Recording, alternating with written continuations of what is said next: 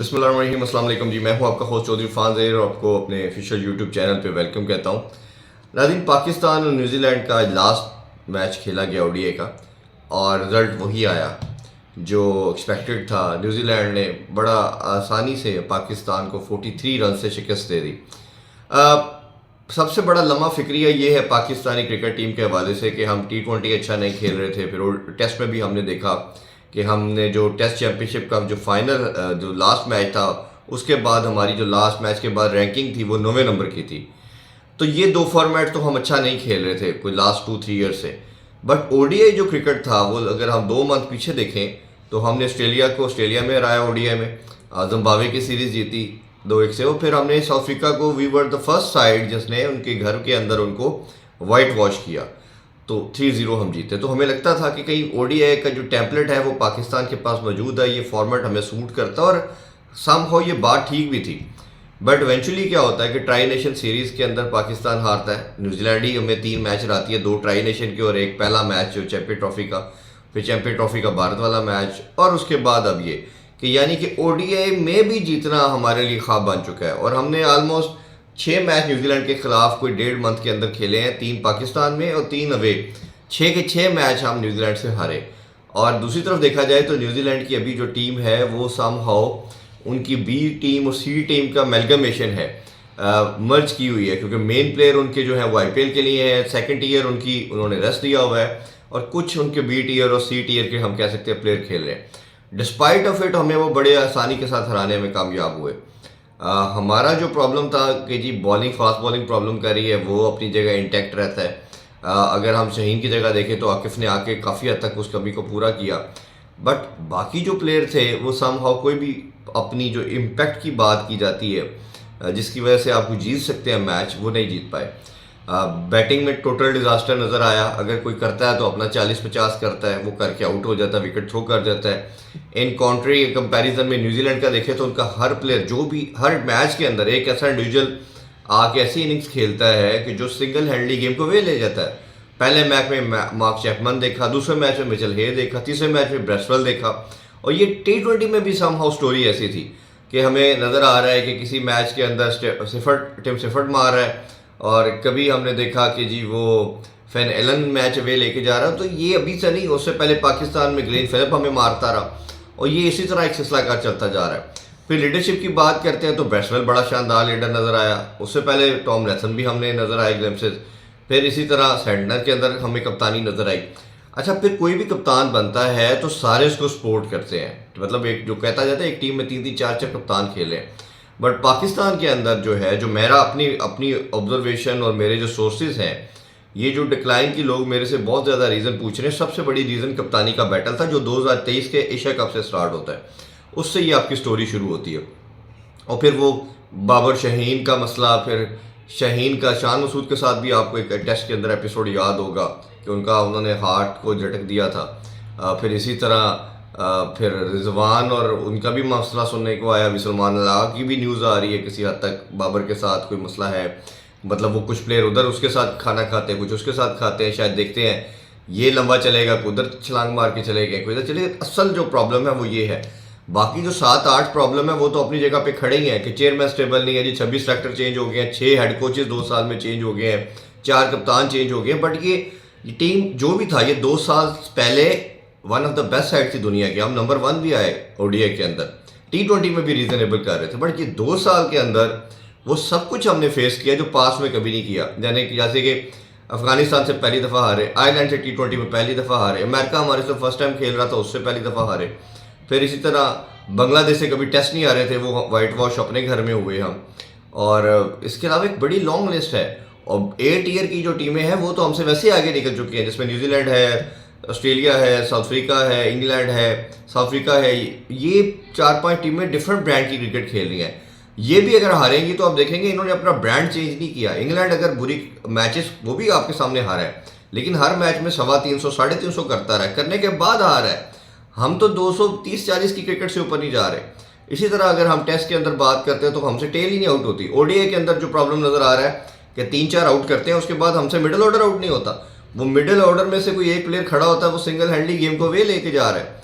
तो प्रॉब्लम तो बहुत ज़्यादा है। फास्ट बॉलर नई बॉल से आउट नहीं कर पाते कई दफ़ा। अच्छा, आउट होते हैं तो वो 10 से 15-20 ओवर के दरमियान और कुछ विकेट्स लेते हैं हम, जो मेरा मानना है क्रूशल होती है। उसके बाद फिर हम वो 25-30 के बाद आउट ही नहीं कर पाते। और जो एक प्रॉब्लम हमें 2 साल से नज़र आ रहा है कि डेथ बॉलिंग में हम सबसे ज़्यादा रन कंसीड करा रहे हैं। दुनिया की मोस्ट एक्सपेंसिव साइड बन चुके हैं डेथ ओवर के अंदर, लास्ट 10 ओवर के अंदर। इन टर्म्स ऑफ इकॉनमी बात करें, किसी मैच में 10 ओवर 100 देते हैं, कभी 120 देते हैं, 125 देते हैं, और वो डिफरेंस जो 40-50 रन का वो आपको हर्ट करता है। फिर पहले मैच में 43 रिजर्व आपने दे दिए, सेकंड मैच में 38 दे दिए, आज भी ऑलमोस्ट 30+ थे।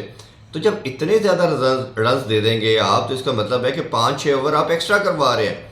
इसी तरह आप दूसरी अंदर हैंड देखेंगे कि आपका रन्स का डिफरेंस भी, उधर बॉल भी दोबारा करवा रहे हैं, इधर रन्स भी आप दे रहे हैं। तो आप एक मैच 50-60 रन तो पहले माइनस से शुरू करते हैं।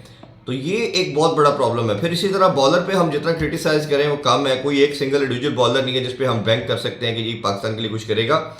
सिमिलरली पास में भी चले बहुत अच्छा रिकॉर्ड नहीं था, बट कोई भी ऐसा प्लेयर बैटिंग में नहीं है हमारे पास जो आपको लगे मैच फिनिश करेगा। बाबर आजम पे हमने बहुत बात की, जी पाकिस्तान का बेस्ट बैटर है, किंग कहा जाता है, बट बाबर कब पाकिस्तान को मैच जिताएगा? हमारी आंखें तरस गई हैं कि बाबर कब अपने 40-50 के माइंडसेट से बाहर आके Inzamam, Lara, Kallis, Steve Waugh, Ricky Ponting की तरह, जैक कैलिस की तरह खड़ा होके मैच को जिता के लाइन के पार लेके जाएगा पाकिस्तान को। मतलब 10 साल का कैरियर आपका हो गया, 2015-16 के बाद आप आए थे, 2025 अब आ गया है। आपने कब मैच्योर होना है? आपने कब वो चीज़ें सीखनी है? रिजवान को 8-9 साल सर्कल में हो गए हैं, कैप्टन है। ये कौन सी बैटिंग है कि वो कथक डांस करते हैं पिच के ऊपर? मतलब ज़रा सी बॉल हिलना शुरू करती है, वो इधर गिरता है, कभी इधर गिरता है, कभी उधर जाता है। अब्दुल्ला शफीक को 4-5 साल हो चुके हैं। ये कौन सी क्रिकेट के हर मैच में 30s करके आपने आउट होना है? तो ये उस्मान खान और इन पे तो मैं बात ही नहीं कर सकता, क्योंकि इनको तो अपने हर सीजन में 1-1, 2-2 मैच दिए हैं। वो तो पहले एक्सपोज है कि उनकी टेक्निक नहीं है। एक दफ़ा 5 मैच दे के ख़त्म करें स्टोरी। जो उन्होंने चंद चढ़ाना है वो एक दफ़ा करके, या फिर आप आगे मूव करें कि जी ये इनकी वैल्यू थी, ये औकात है, अब हम आगे जा रहे हैं, या कुछ है। ना आप किसी लड़के को प्रॉपर चांस देते हैं, ना आप किसी प्लेयर को बनने देते हैं। 4-5 साल में पाकिस्तान क्रिकेट को जो सबसे बड़ा नुकसान पहुंचाया वो इंटेलेक्चुअल डिसऑनेस्टी ने पहुंचाया कि आपने 4-5 साल में किसी लड़के को बनने ही नहीं दिया, किसी लड़के को प्रॉपर चांस ही नहीं दिया। जो नेपोटिज्म की गई सिस्टम के अंदर, जो आपके 8-10 लड़के थे, उन्होंने किसी बच्चे को आने नहीं दिया सिस्टम में। अगर कोई आता था तो उसको बाहर रखा जाता स्क्वाड में आ गया, उसको उसके बैटिंग ऑर्डर पे ना भेजें। बॉलिंग में भी उस टाइम बॉलिंग करवाए जाए जब मेन बैटर सेट है, मार रहा है। ये हम बच्चे हैं, हम जो क्रिकेट देख रहे हैं, हमें नज़र नहीं आ रहा आप क्या करते रहे। और रही सही कसर, अल्लाह ताला का निज़ाम था। अब आपकी औकात ये है, आप करना भी चाह रहे हैं, आपसे नहीं हो रहा। शहीन सबसे एक्सपेंसिव बॉलर जा रहा है, बाबर से रन नहीं हो रहे, 590 डेज के करीब डेज हो चुके हैं, सेंचुरी नहीं बना पाए। रिजवान की कोई आपकी परफॉर्मेंस नज़र नहीं आ रही। और रही सही कसर, सलमान अली आगा एक बैंक करते थे, वो उन्होंने T20 में अगर थोड़ा अच्छा कर दिया, ODI में वो टोटल फेलियर। और इसी तरह अब्दुल्ला शफीक भी आपके सामने है। और यंगस्टर के ऊपर भी ऑनेस्ट आता है कि अगर आपको अल्लाह ताला ने अपॉर्चुनिटी दी है तो उसको ग्रैब करें, कुछ अपनी उस सोच को बड़ा करें, कुछ दिलेर हो इधर से। वो कहते हैं ना, क्रिकेट 70% नीचे, शोल्डर से नीचे खेली जाती है और 70% अबव खेली जाती है। कि आप मेंटली कितने स्ट्रॉन्ग हैं, आप नर्व्स कितने इंटैक्ट रखते हैं, आप दिलेर कितने हैं, और आपके अंदर कॉन्फिडेंस कितना है। Confidence is the key.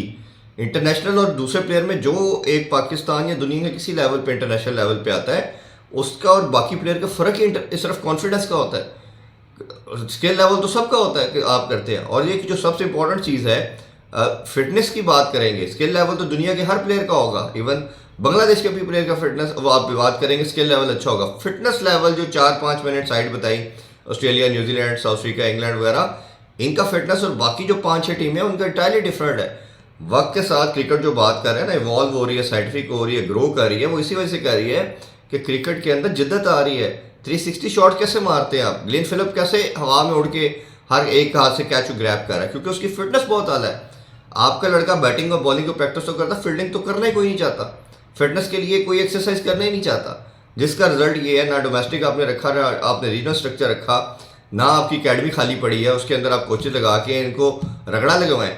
इनको कई 6-6 घंटे ट्रेनिंग करनी है। जब तक आप ये चीज़ें नहीं करेंगे कैसे आएगा? वो तुक्के लगते रहे आपके, ए वन ऑफ विक्ट्री आती रही, और जैसे सरफराज को हटाया, पूरा सिस्टम आपने एक ट्रैक पर डाला। मैं हमेशा कहता हूँ, ना एकदम चीज़ें ठीक होती हैं, ना एकदम ख़राब होती हैं। ये जो खराबी आज आप रॉक बॉटम को हिट कर रही हैं, ये पिछले 4-5 साल का किया धरता है आपके आगे आ रहा है। और एकदम आप जब उस भंवर में, उस गुंजल में फंस गए हैं, आप गुंजल का एक सिरा पकड़ते हैं, दूसरा आपको मिल नहीं रहा। वो कैसे मिलेगा? नेक नीयत लोग नहीं है ना वो टीम में, ना जो स्टेक होल्डर है, सारे सारे बदनीयत है, अपनी रोजी रोटी कमाने के चक्कर है, सब जॉब होल्डर हैं। मैं कुछ बोलूँगा मेरी जॉब चली जाएगी, जी सर करके बस चलने दें, टाइम पास करें। जब आप कंट्री के साथ सिंसियर नहीं होंगे, ये सब सलाली परचम जो सीने पे सजाया है इसको सर्व करने की बात नहीं करेंगे, जो लोग इसके मुहाफ़िज़ हैं, जो स्टेक होल्डर हैं, वो ये सोच नहीं रखेंगे, तो जो हाल आपका हॉकी या स्क्वाश का वो हो जाएगा। तो खुदा के वास्ते मैं आपसे रिक्वेस्ट करता हूँ, खुदा का खौफ खाएं। इस मुल्क की खातर एक ही नेशन के पास स्पोर्ट रह गया, वो क्रिकेट है, वन स्पोर्ट नेशन है। इसकी इवाम को जो इंटरटेनमेंट भी देती है, प्लेयर भी देती है, पूरी कौम को यूनाइट भी करती है। इसको हम लोग सेकेंड रिलीजन के तौर पे लेते हैं। तो खुदारा जो एक स्पोर्ट रह गई है, अवाम के लिए खुशी देती है, हमारे जो भी हालात हों सब कुछ भूल जाते हैं। इसका ख्याल रखें, पाकिस्तान का ख्याल रखें। ये पाकिस्तान हमारा घर है, अपने घर को कुछ तरह ख़राब होने नहीं देता। आप अपने घर की चीज़ों को ख़राब कर रहे हैं, उसके सौदे कर रहे हैं। तो खुदारा अपनी अपनी आंखों को, दिमाग को खोलें। जो मेन स्टेक होल्डर है एक पेज पे आए, जो बंदा रिस्पॉन्सिबल है वापस आने के बाद, चैंपियन ट्रॉफी में भी कुछ नहीं किया, लास्ट वर्ल्ड कप के बाद भी कुछ नहीं किया, अभी भी आप कुछ नहीं कर रहे, तो उनको तमाम को काउंटेबल ठहराएं। हमारी चेयरमैन साहब से गुजारिश है वो देखें, पीएम साहब सबसे बड़े स्टेक होल्डर बनते हैं एज ए पैटर्न चीफ। अब तो आर्मी चीफ को भी कह देते हैं हम कि अगर ये कुछ नहीं कर रहे तो आप इंटरवीन कर जाए इसमें। तो ये जब तक हम चीज़ें नहीं करेंगे तो पाकिस्तान और उसके स्पोर्ट्स का अल्लाह ही हाफिज़ है, हर कंट्री के अल्लाह हाफिज़ है। लेकिन ये मेरा ख्याल है दिस इज़ द टाइम कि हमें इस पर कुछ सोचना पड़ेगा, करना पड़ेगा। इसी दुआ उम्मीद के साथ कि अल्लाह करे कि मुल्क की फ्लरिश करे, इसके स्पोर्ट्स फ्लरिश करें, क्योंकि पूरी नेशन के लिए वी आर डिप्राइव नेशन। खुशियाँ हमसे रूठी हुई हैं, कोई खुशी मिलती नहीं है। ये एक स्पोर्ट है जो हमें कहीं ना कहीं खुशी देती है। तो इसी दुआ और उम्मीद के साथ ही आपसे इजाज़त चाहेंगे। अल्लाह हाफिज़। पाकिस्तान जिंदाबाद।